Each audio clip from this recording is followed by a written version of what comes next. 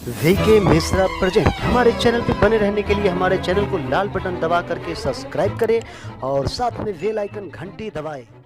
जय श्री राधे कृष्ण। आप सभी का हमारे YouTube चैनल पे बहुत बहुत स्वागत है। यूं ही ज्ञानवर्धक जानकारियाँ प्राप्त करने के लिए हमारे चैनल को लाल बटन दबा करके सब्सक्राइब करें, साथ में बेल आइकन घंटी दबाएं ताकि मेरे वीडियो का नोटिफिकेशन आपको समय से मिलता रहे। आइए आज सुनते हैं शुक्रवार संतोषी माता की कथा। माता संतोषी अपने भक्तों को हर प्रकार का सुख प्रदान करने वाली है। माता संतोषी की कृपा से भक्त के सभी परेशानियां समाप्त हो जाती हैं और उनके घर में सदा सुख और समृद्धि का वास होता है। माता संतोषी के पूजन में माता को गुड़ और चने का भोग लगाया जाता है और इस दिन घर में कोई भी व्यक्ति खटाई का प्रयोग बिल्कुल भी ना करे, इससे माता संतोषी क्रोधित होते हैं। तो आइए सुनते हैं संतोषी माता की कथा। बोलिए प्रेम से माता संतोषी की जय। एक बुढ़िया थी, उसके 7 बेटे थे, 6 कमाने वाले जबकि एक उसमें से निकम्मा था। बुढ़िया 6 बेटों की रसोई बनाती थी, भोजन बनाती थी और भोजन कराती थी और उनसे जो कुछ जूठन बचती वह 7वें को दे देती थी। एक दिन वह पत्नी से बोला, देखो मेरी माँ को मुझ पर कितना प्रेम है। वह बोली, क्यों नहीं, सबका जूठा जो तुम्हें खिलाती है। वह बोला, ऐसा नहीं हो सकता, मैं जब तक आंखों से न देख लूं मान नहीं सकता। बहू हंसकर बोली, देख लोगे तब तो मानोगे। कुछ दिन बाद त्योहार आया। घर में 7 प्रकार के भोजन और चूरमे के लड्डू बने। वह जांचने को सिर दुखने का बहाना कर पतला वस्त्र सिर पर ओढ़े रसोई घर में सो गया। वह कपड़े में से सब देख रहा था। 6 भाई भोजन करके आए। उसने देखा कि माँ ने उनके लिए सुंदर आसन बिछा नाना प्रकार की रसोई परोसी और आग्रह करके उन्हें जमाया। वह देखता रहा। 6 भोजन करके उठे तब माँ ने उसकी जूठी थालियों में से लड्डुओं के टुकड़ा उठाकर एक लड्डू बनाया। जूठन साफ कर बुढ़िया माँ ने उसे पुकारा, बेटा 6 भाई भोजन कर गए, अब तू ही बाकी है, उठ, तू कब खाएगा। वह कहने लगा कि माँ मुझे भोजन नहीं करना, मैं अब परदेश जा रहा हूँ। माँ ने कहा, कल जाता हो तो आज ही चला जा। वह बोला, हाँ आज ही जा रहा हूँ। यह कहकर वह घर से निकल गया। चलते समय पत्नी की याद आई तो वह गौशाले में कंडे थाप रही थी। वहां जाकर बोला, हम जावे परदेश आवेंगे, कुछ काल तुम रहियो, संतोष से धर्म आपनो पाल। वह बोली, जाओ पिया आनंद से, हमारो सोच हटाए, राम भरोसे हम रहे, ईश्वर तुम्हें सहाय। 2 निशानी आपन देख धरू में धीर, सुधी मति हमारी विसारियो, रखियो मन गंभीर। वह बोला, मेरे पास तो कुछ नहीं, यह अंगूठी है सो ले लो और अपनी कुछ निशानी मुझे दे दो। वह बोली कि मेरे पास क्या है, यह गोबर भरा हाथ है। यह कहकर उसकी पीठ पर गोबर के हाथ की थाप मार दी। वह चल दिया। चलते चलते दूर देश जा पहुंचा। वहां एक साहूकार की दुकान थी। वहां जाकर कहने लगा कि भाई मुझे नौकरी पर रख लो। साहूकार को जरूरत थी। वह बोला, रह जाओ। लड़के ने पूछा, तनख्वाह क्या दोगे। साहूकार ने कहा, काम देखकर दाम मिलेगा। साहूकार की नौकरी मिली। वह सुबह 7 से 10 बजे रात तक नौकरी बजाने लगा। कुछ दिन में दुकान का सारा लेन देन, हिसाब किताब, ग्राहकों को माल बेचना, सारा काम करने लगा। साहूकार के 7-8 नौकर थे। वे सब चक्कर खाने लगे। यह तो बहुत होशियार बन गया। सेठ ने भी काम देखा और 3 महीने में ही उसे आधे मुनाफे का हिस्सेदार बना लिया।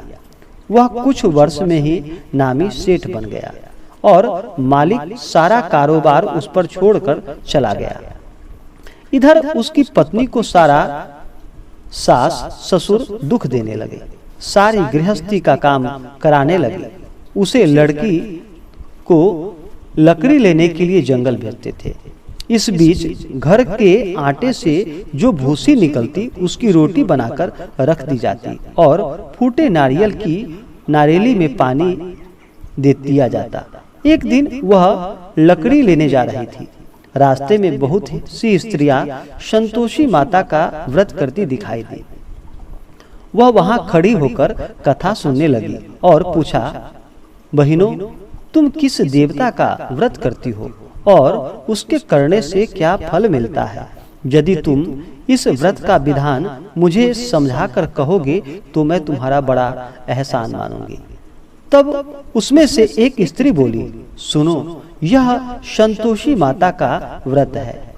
इसके करने से निर्धनता, दरिद्रता का नाश होता है और जो कुछ मन में कामना हो वह सब संतोषी माता की कृपा से पूरी होती है। तब उसने उसके व्रत की विधि पूछी तो वह बोली, 1.25 आने का गुड़ चना लेना, इच्छा हो तो 5.25 आने का लेना या 1.25 रुपए का भी सहूलियत के अनुसार लाना। बिना परेशानी और श्रद्धा व प्रेम से जितना भी बन पड़े सवाया लेना।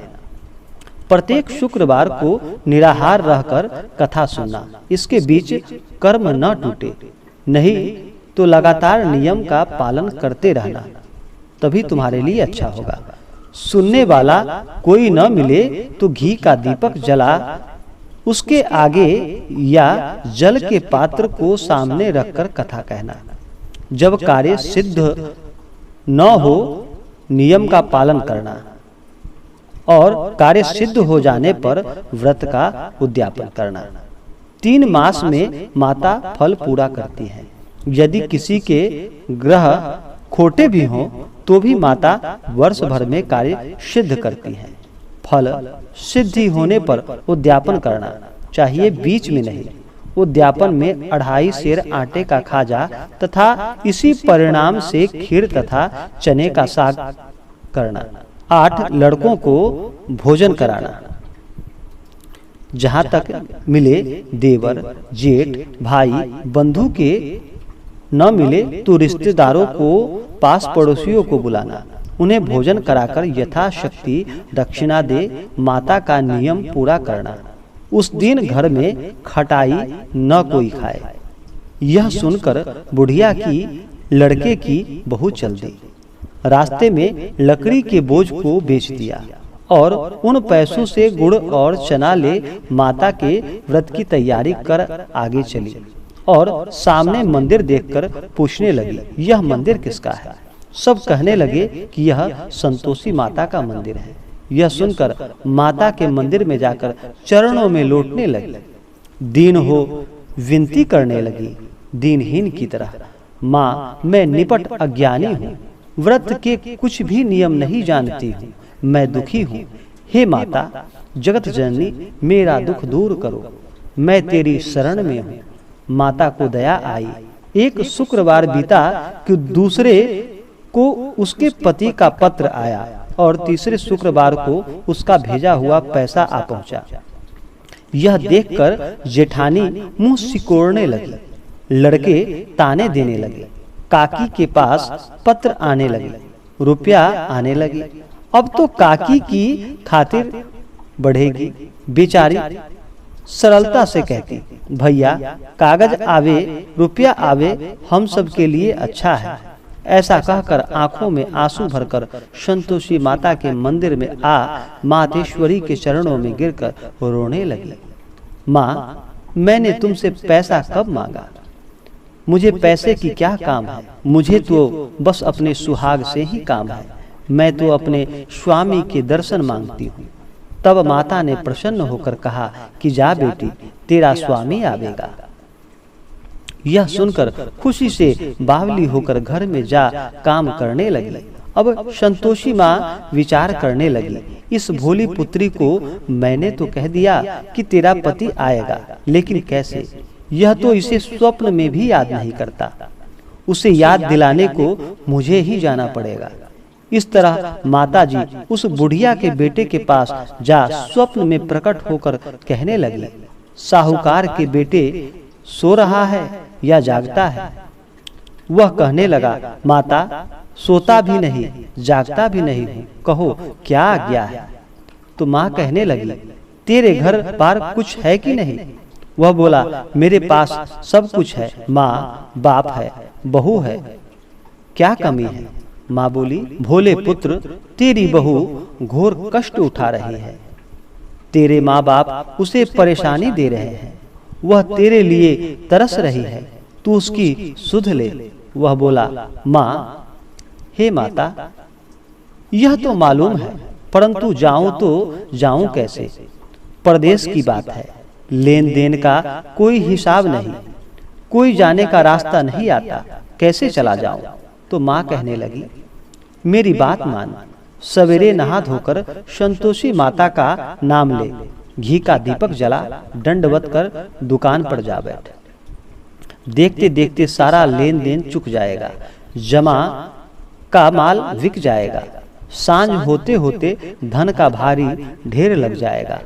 अब बूढ़े की बात मानकर वह नहा धोकर संतोषी माता को दंडवत घी का दीपक जला दुकान पर जा बैठा। थोड़ी देर में देने वाले रुपया लाने लगे, लेने वाले हिसाब लेने लगे। कोठे में भरे सामान के खरीदार नगद दाम दे सारे सौदा करने लगे। शाम तक धन का भारी ढेर लग गया। मन में माता का नाम ले चमत्कार देख प्रसन्न हो घर ले जाने के वास्ते गहना कपड़ा सामान खरीदने लगा। यहाँ काम से निपटा कर तुरंत घर को रवाना हुआ। उधर उसकी पत्नी जंगल में लकड़ी लेने जाती है। लौटते वक्त माता जी के मंदिर में विश्राम करती है। वह तो उसके प्रतिदिन रुक के धूल उड़ती देख वह माता से पूछती कि हे माता, यह धूल कैसे उड़ रही है। तो माता कहती कि हे पुत्री, तेरा पति आ रहा है, अब तू ऐसा कर, लकड़ियों के 3 बोझ बना ले, एक नदी के किनारे रख और दूसरा मेरे मंदिर पर व तीसरा अपने सिर पर। तेरे पति को लकड़ियों का गट्ठर देख मोह पैदा होगा, वह यहाँ रुकेगा, नाश्ता पानी खाकर माँ से मिलने जाएगा। तब तू लकड़ियों का बोझ उठाकर जाना और चौक में गट्ठर डालकर जोर से आवाज लगाना, लो सासू जी, लकड़ियों का गट्ठर लो, भूसी की रोटी दो, नारियल के खोपड़े में पानी दो, आज मेहमान कौन आया है। माता जी से बहुत अच्छा कहकर वह प्रसन्न मन से लकड़ियों के 3 गट्ठर बनाई, एक नदी के किनारे पर और एक माता जी के मंदिर पर रखा। इतने में मुसाफिर आ पहुंचा। सूखी लकड़ी देख उसकी इच्छा उत्पन्न हुई कि हम यहीं पर विश्राम करें और भोजन बनाकर खा पीकर गांव जाए। इसी तरह रुककर भोजन बना विश्राम करके गांव को गया। सबसे प्रेम से मिला। उसी समय सिर पर लकड़ी का गट्ठर लिए वह उतावली सी आती है।